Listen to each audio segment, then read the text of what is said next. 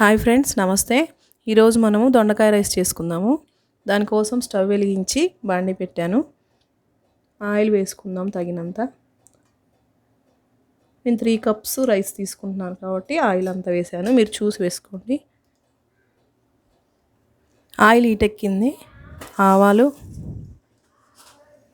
జీలకర్ర, curry leaf, green chilli, onions వేసుకొని వేపుకోవాలి.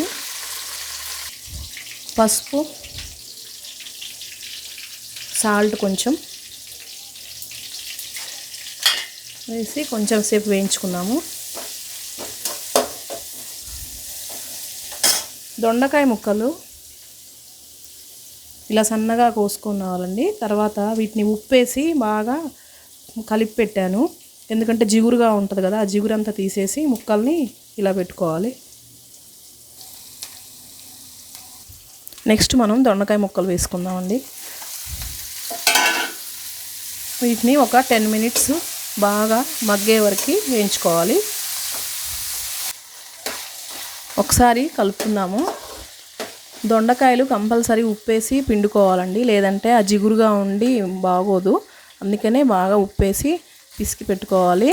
లేత దొండకాయలు అయితే తొందరగా అయిపోతుంది రైస్. కొంచెం ముదిరినాయి అనుకోండి, కొంచెం టైం పడుతుంది, 15-20 మినిట్స్ అలా.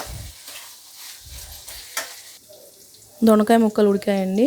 కొంచెం కారం, కొంచెం గరం మసాలా వేసి ఒకసారి కలుపుకున్నాము. నెక్స్ట్ రైస్ వేసుకుందాం. బ్రౌన్ రైస్ వేస్తున్నానండి, 3 cups rice.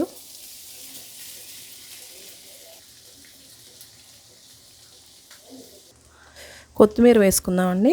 Semi brown rice వేసాను నేను. బాగా కలుపుకుందాము, మసాలా అంతా పట్టేట్టు.